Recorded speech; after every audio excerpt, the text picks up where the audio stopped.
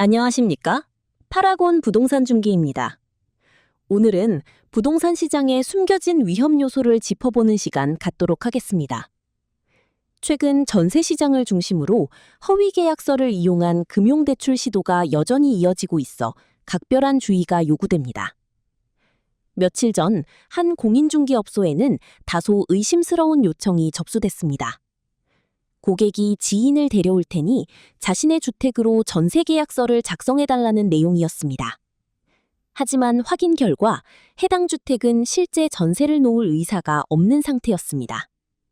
즉, 실제 임대차 관계 없이 전세 계약서를 작성한 뒤 금융권 대출을 받으려는 시도였던 것입니다. 전문가들은 이 같은 사례를 초기 단계의 전세 사기 시도로 보고 있습니다. 다음은 두 번째 사례입니다.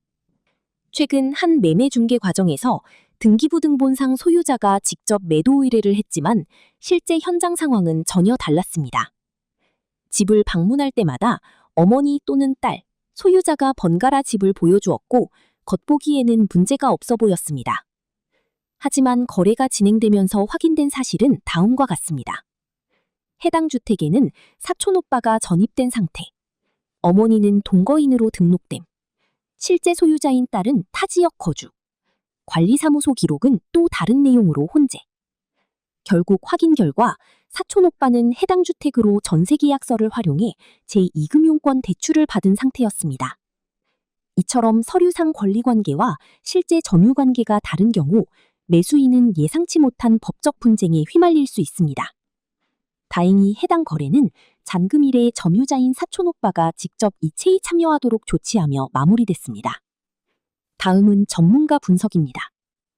현재 임대차 계약에서는 공인중개사법과 주민등록법에 따라 다음과 같은 확인 절차가 일반화되어 있습니다.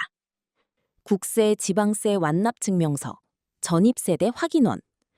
하지만 매매 거래의 경우 이러한 확인 의무 규정이 명확하지 않아 단순 서류 확인에 의존하는 경우가 많습니다. 문제는 여기서 발생합니다. 실제 점유자가 퇴거를 거부할 경우 매수인은 큰 피해를 입을 수 있음에도 사전에 이를 파악하기 어렵다는 점입니다. 전문가들은 다음과 같이 강조합니다.